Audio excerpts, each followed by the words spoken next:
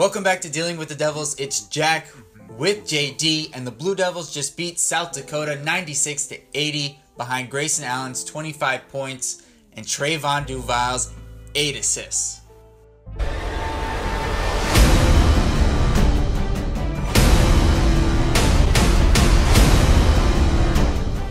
It was a great win.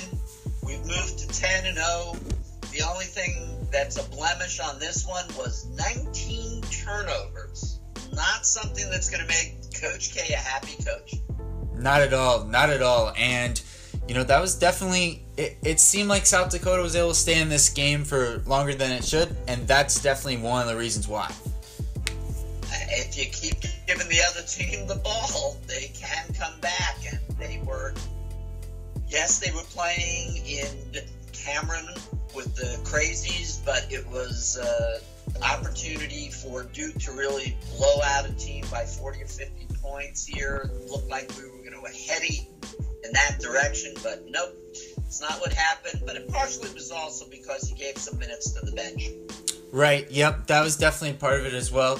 But let's talk about the starters as we always do. So Grayson Allen got the Blue Devils going. He scored early and often, and he scored it in a variety of ways, but what was most notable to me was the way he was scoring in between game where he was hitting a lot of mid-range jumpers, some runners, some floaters early on. He scored basically every different type of fashion he could, and obviously the three-point jumper was a factor as well. No question about it. J.J. Allen, or Reckless Rex Allen, going way back in college basketball history, to Reckless Rex Chapman, who really, I'm trying to see who he reminds me of, where he is both fully capable of putting up a deadly three-pointer or loves to just go to the basket and make things happen. Right, and, part of the reason he hasn't been able to go to the basket as much is because this team is different.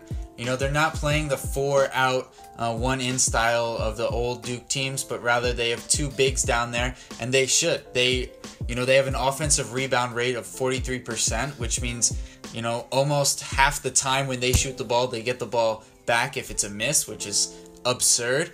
And the two big guys, Carter and Bagley, have been, dominant early on, especially Bagley.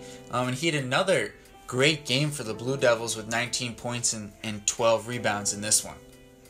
With 3 block shots. Yep. And Carter, again, getting into that early foul trouble, which probably caused Coach K to look at the bench a little bit more early when Carter started getting fouls. And so for the first time in he had 5 games in a row with a double-double, and I think today it was only 6 points and 4 rebounds. Right, and usually what's happened with Carter is he's gotten himself in early foul trouble, but out of necessity, the Blue Devils had needed to come back late in these games, and that's when Carter has racked up a ton of points when they've needed them. But in this game, they didn't need him at the end of the game, so the fact that he took himself out early because of foul trouble, he wasn't able to come back in and, as you said, continue that streak.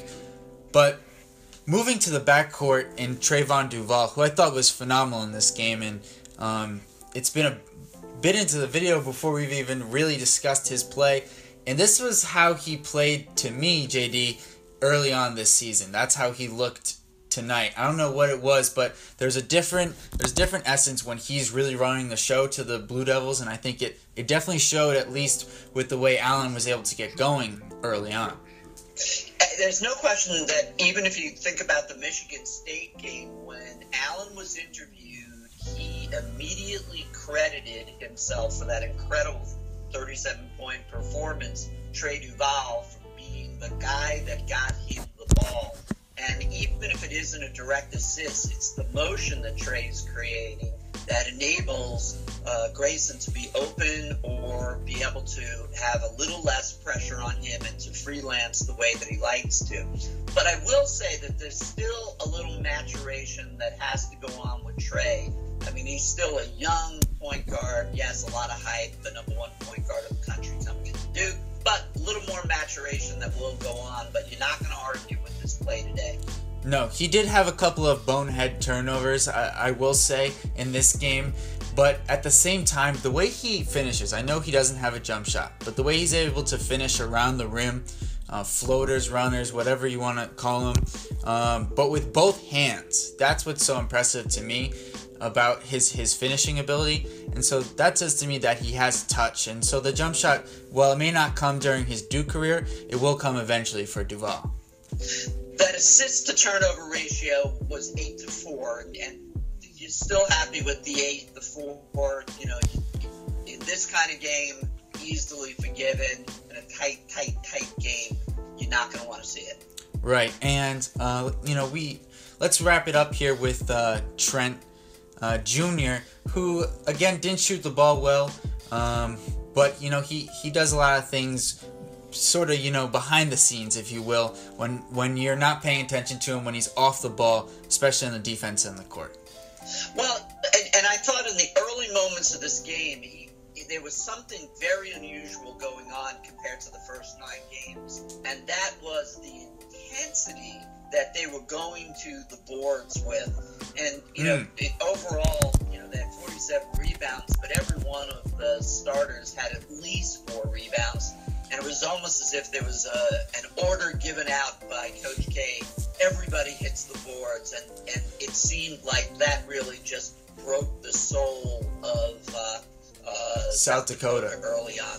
Yeah, agreed. I did notice a few times on where Grayson Allen was crashing the boards, and that's not something that although he is reckless and he will crash the boards. It seemed like more of a consistent thing rather than something that happened spontaneously throughout the course of the game.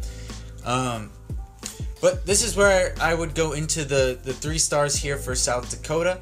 They had some some good moments, I would say, in this game, between like Hagedorn. Mooney was really shut down this game. Simpson I thought was pretty good, number 3 for South Dakota. He had a few moments, especially matched up with Marvin Bagley, where he was able to score over him. But this game was really about the Duke bench getting an opportunity, I thought, in the second half to really play some minutes, and the guy who took advantage was Javin DeLaurier. Look, you've been singing his praises, for 2 years now, and take it away. Yeah, he was just great in this game. This is the first time he's broken the double-digit point barrier. It's a career-high 13 points for DeLaurier on 5 of 6 shooting, and he did it in a fashion where he played to his strengths. He scored all around the basket, and was really the beneficiary of a lot of good passing by the Blue Devils, where they were very unselfish in this game as a team, as a whole. And, he is as well, but 13 points, 9 rebounds. Now, I will say he did foul out in 15 minutes, so there's still room for improvement. But overall, he was fantastic. And again, he always does it on both ends of the court.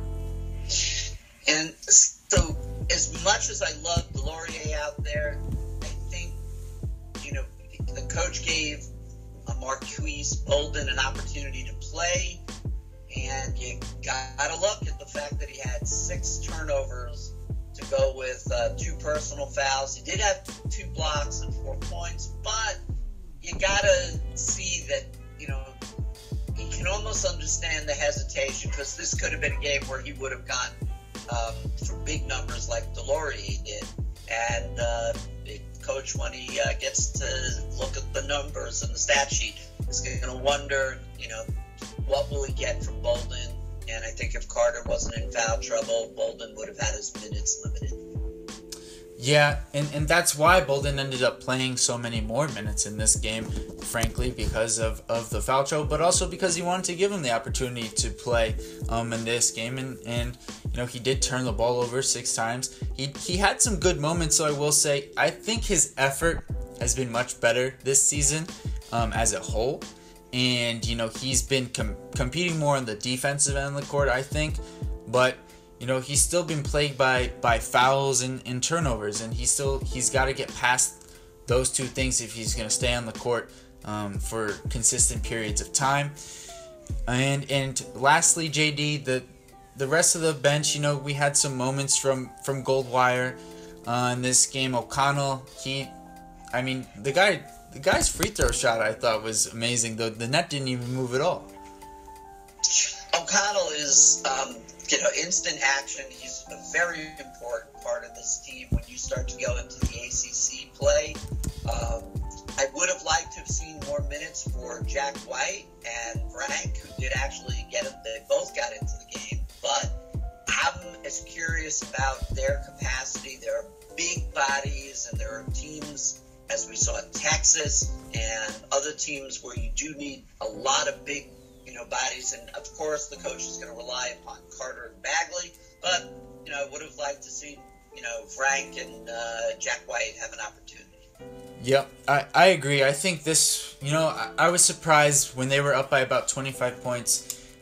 They took out Trayvon Duval with about 11 minutes to go or so, and I honestly thought that might be the end of Duval's night at that point with their lead and how well he had played up to that point. I think he had already accumulated like 12 points and 8 assists, so all of his assists at that point, but then they brought him back in later. I was a little surprised that he didn't turn to the bench earlier in this game, but then again, you look at the final score and South Dakota did start to creep back into this game, and they finished with 80 points, so it does tell you that there was a reason why he wasn't so willing to go to the bench earlier. I think that's true, but I think if you also compare this to years past, there's something different about Coach K's approach. Maybe with so many very talented players, there's obviously in the first 10 games a willingness to look at the bench.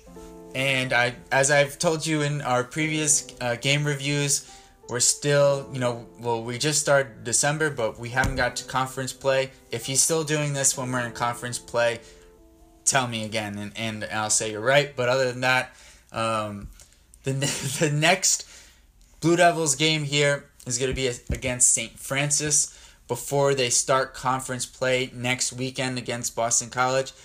JD, what do you know about St. Francis? What do I know about St. Francis?